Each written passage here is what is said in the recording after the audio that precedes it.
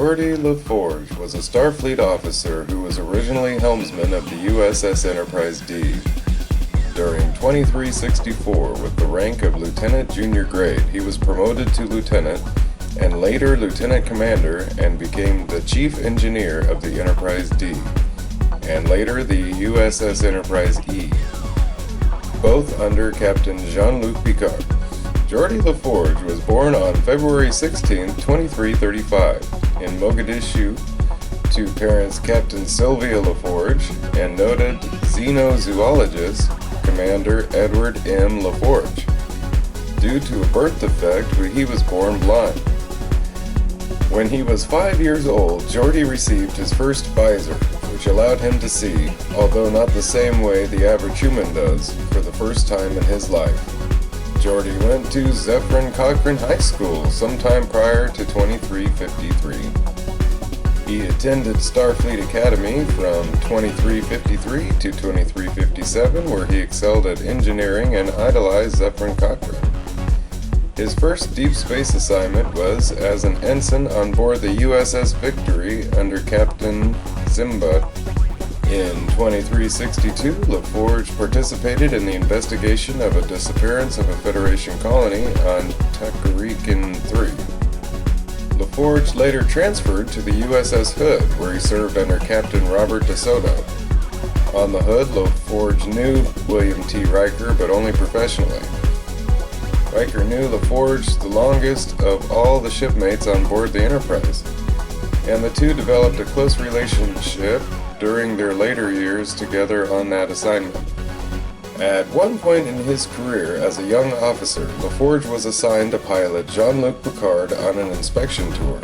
En route to their destination, Picard made an offhand remark about the shuttle's engine efficiency not being what it should be. In response to this, LaForge stayed up all night refitting the shuttle's fusionators.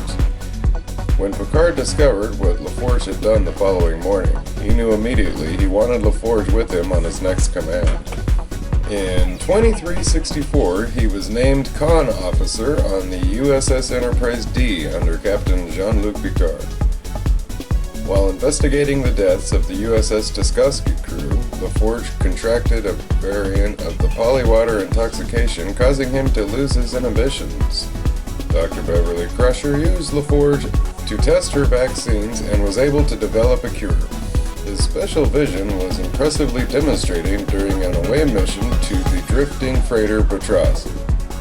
The visor's data was directly transmitted to the Enterprise D's main bridge view screen via his visual acuity transmitter, allowing the bridge crew to gain an insight onto Geordi's view of the world and how the progress of the mission until the data link failed.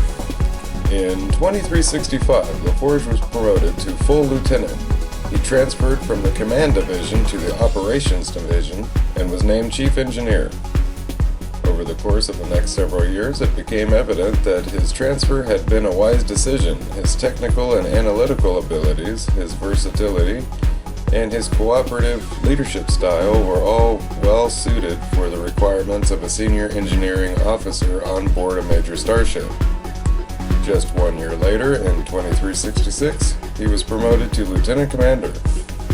Later that year, Geordi was trapped on a desolate planet with a Romulan.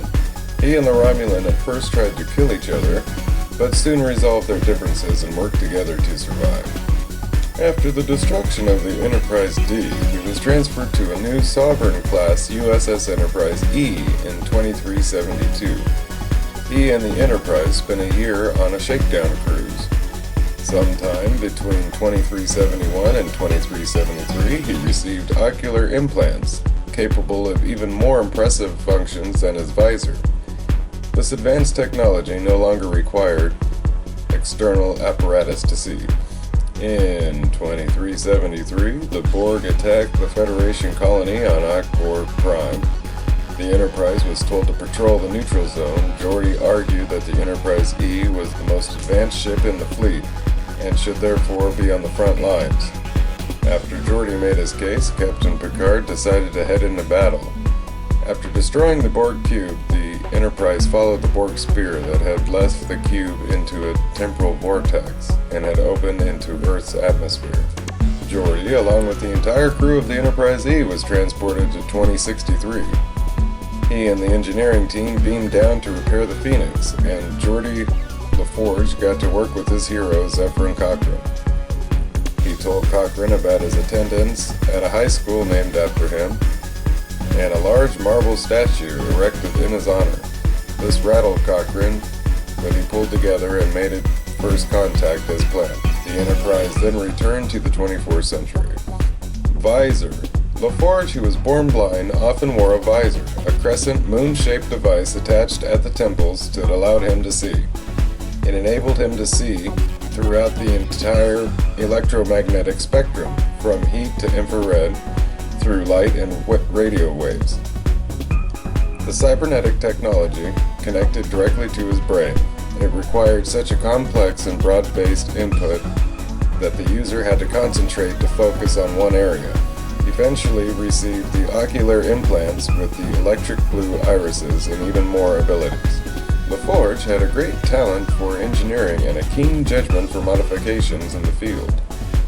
His faith in technology and his ability to master it were normally an inspiration to those around him. As a junior officer, his specialties included antimatter power, dilithium regulators, holodeck programs, and climate control computers. His intense focus enabled him to master the complexities of the warp engine and other starship systems.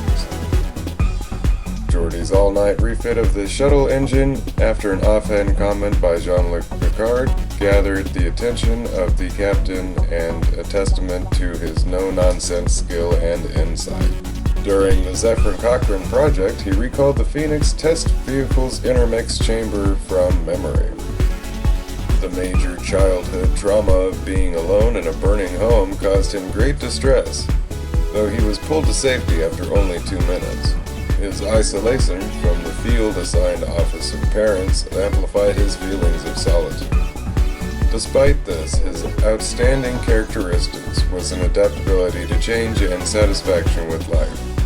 He enjoyed the senior officer's weekly poker game, and although his artificial eyes allowed him to detect bluffing and see his opponent's cards in ultraviolet spectrum, he never peeked until the hand was over.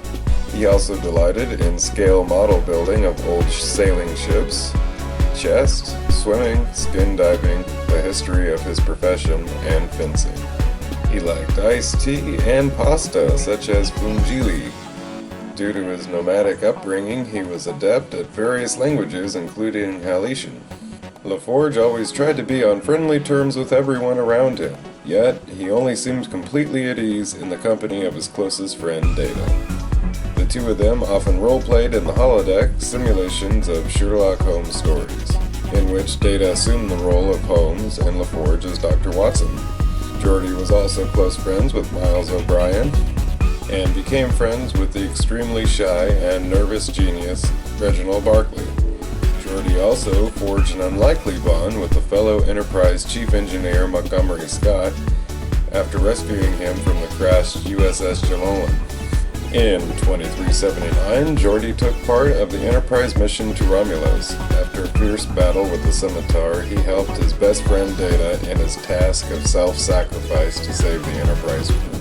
Geordi remains on the Enterprise E as chief engineer, and one of the few original senior staff members to remain.